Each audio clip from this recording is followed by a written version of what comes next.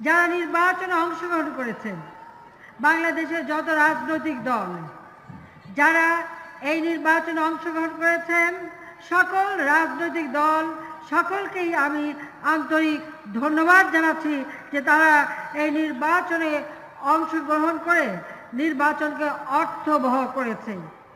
জয় পরাজয় একটা নির্বাচনের স্বাভাবিক ব্যাপার।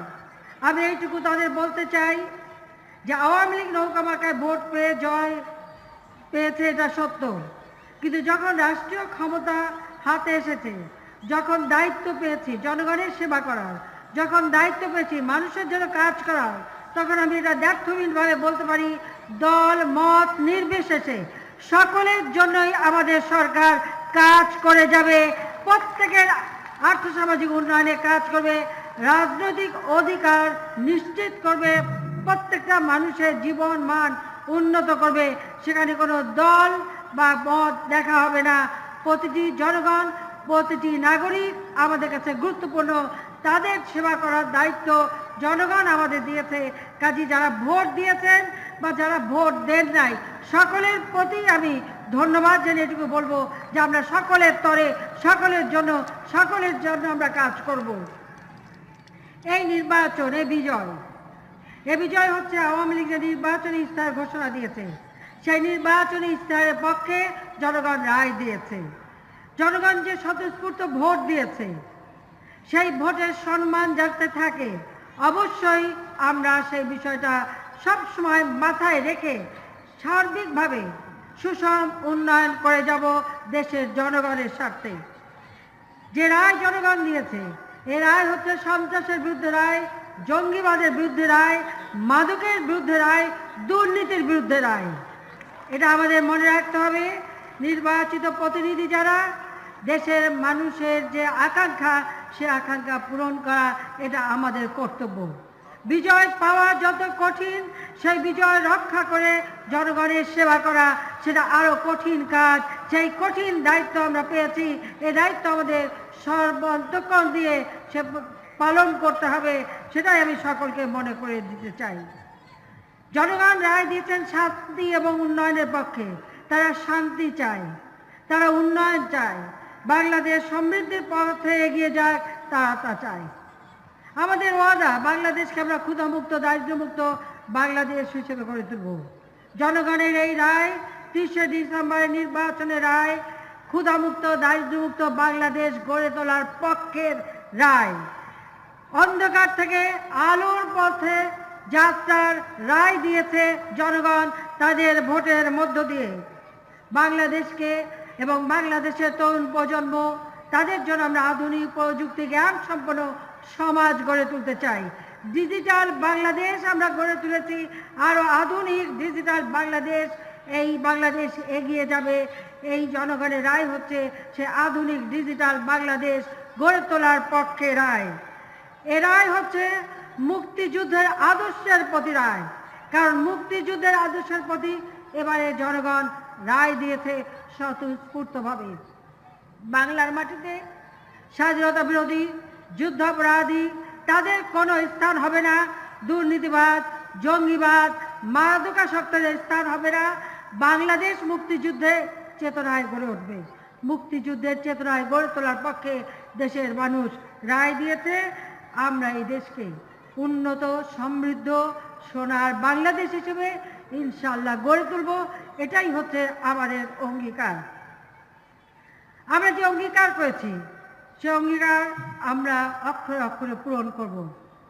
আজকে এই সমাবেশে আমি সে কথাই বলে যেতে চাই, বাংলাদেশ এগিয়ে যাচ্ছে, এগিয়ে যাবে। চতুর্থবারের মতো বাংলাদেশের জনগণ আমাকে তাদের সেবা করার সুযোগ দিয়েছে। ৭৫ 15ই আগস্ট ধানমন্ডির ওই বাড়িতে যখন আমার বাবা, মা, আমার 3 ভাই সহ সকল সদস্যকে হত্যা করা হয়, একই সাথে 3টি বাড়িতে আক্রমণ করে এই হত্যা যখন চালানো হয়েছিল, আমার 10 বছর ছোট্ট শিশু ভাই রাসেলকে পর্যন্ত রেহাই দেয়নি। খুনিরা ভেবেছিল যে রাসেলকে হত্যা করবে, অর্থাৎ বঙ্গবন্ধু শেখ মুজিবের কোনো রক্ত বেঁচে থাকবে না, যাকে ঘিরে এই বাংলাদেশ আবার উঠে দাঁড়াতে পারে। এটাই ছিল তাদের একমাত্র লক্ষ্য। আমি আমার ছোট বোন বিদেশে ছিলাম, বেঁচে গিয়েছিলাম। 6 বছর বিদেশে থাকতে হয়েছিল। পেটে খাবার নেই, ক্ষুধার জ্বালা। প্রতিজ্ঞা নিয়েছিলাম যে স্বপ্ন নিয়ে, যে আদর্শ নিয়ে আমার বাবা এদের স্বাধীন করেছেন, যে কাজ তিনি সম্পন্ন করে যেতে পারেননি, যুদ্ধ বিধ্বস্ত বাংলাদেশ গড়ে তুলে যখন তিনি অর্থনৈতিক উন্নয়নের পথে যাত্রা শুরু করেন, তখনই সেই 15ই আগস্ট 75 কালো দিবসটি আমাদের জীবনে আসে।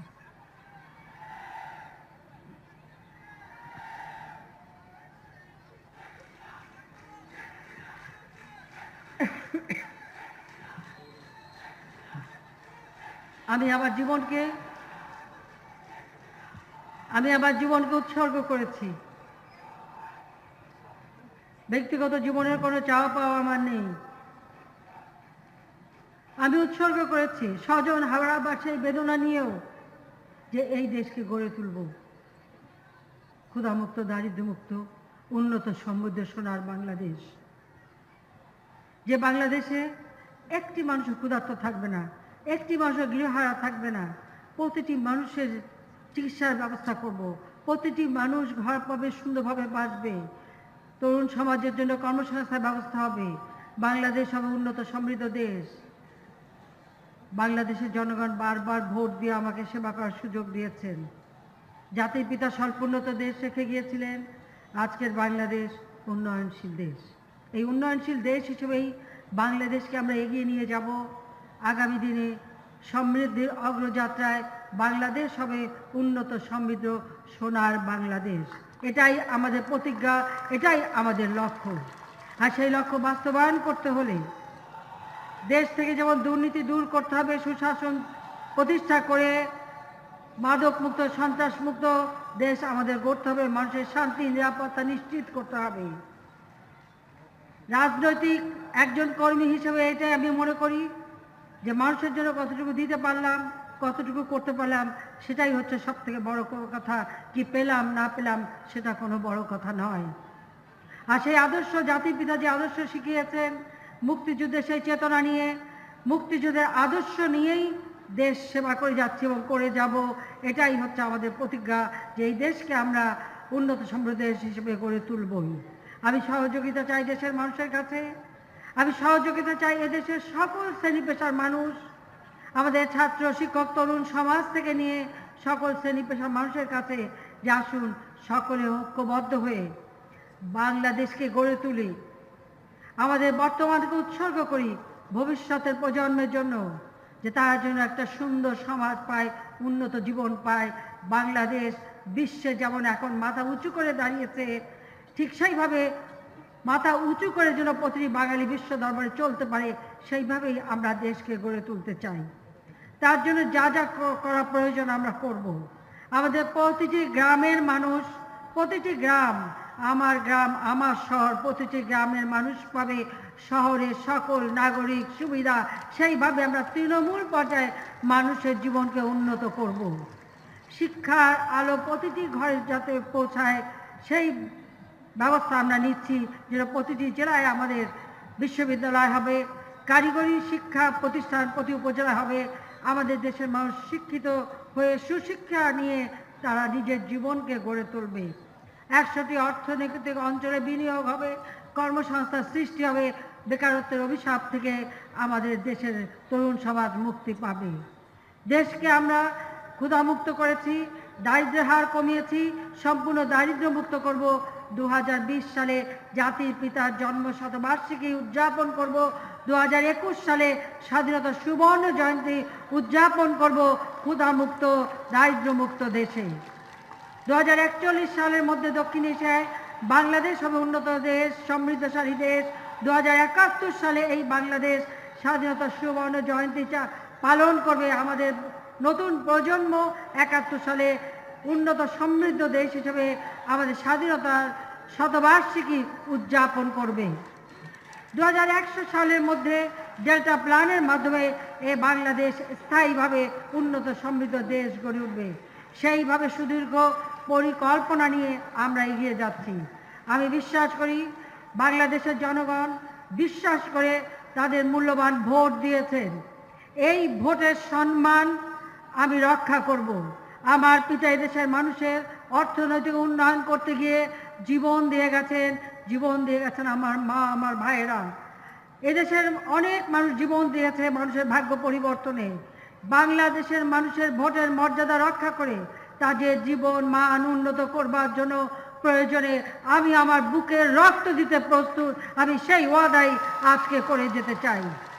আমি এটুকুই বলবো যে দেশের মানুষ যে বিশ্বাস রেখেছে তার মর্যাদা আমি আমার জীবন দিয়ে হলেও করে যাব।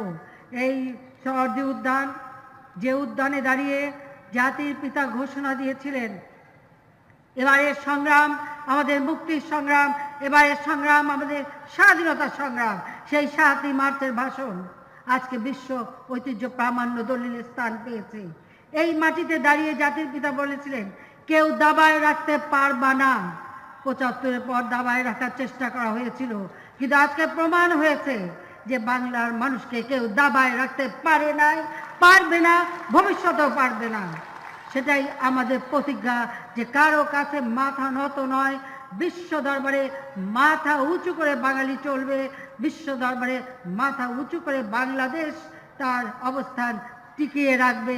এটাই আজকের দিনে আমাদের এই বিজয় সমাবেশে এটাই আমাদের প্রতিজ্ঞা। তাই বিদায়ের আগে আমি সুকান্তের সেই ঐতিহাসিক দুটি কথা আবারও বলে যাই, যা নির্বাচনের আগেও বলেছিলাম আর এখনও আমি সেই কথাই বলে যাব যে তবু যতক্ষণ দেহে আছে প্রাণ, প্রাণপণে পৃথিবীর সরাবো জঞ্জাল। এ বিশ্বকে শিশুর বাসযোগ্য করে যাব আমি নবজাতকের কাছে, এ আমার দৃঢ় অঙ্গীকার। বাংলাদেশ হবে উন্নত সমৃদ্ধ দেশ, বাংলাদেশ হবে সোনার বাংলাদেশ, যে বাংলাদেশের স্বপ্ন জাতির পিতা দেখেছিলেন। আবারও আমি কৃতজ্ঞতা জানাই বাংলার জনগণের কাছে, আমি কৃতজ্ঞতা জানাই দেশের মানুষের প্রতি, তারা যে আস্থা বিশ্বাস রেখেছে। আমার প্রতিজ্ঞা সে বিশ্বাস আস্থার মর্যাদা আমি দেব। দেশ হবে ক্ষুধামুক্ত, দারিদ্র্যমুক্ত, সোনার বাংলাদেশ। আসুন সকলে মিলে আমরা সেই প্রতিজ্ঞা করি, যে কোনো ত্যাগের বিনিময়ে এই বাংলাদেশকে জাতির পিতার স্বপ্নের সোনার বাংলাদেশ আমরা প্রতিষ্ঠা করব ইনশাআল্লাহ। খোদা হাফেজ। জয় বাংলা, জয় বঙ্গবন্ধু। বাংলাদেশ চিরজীবী হোক।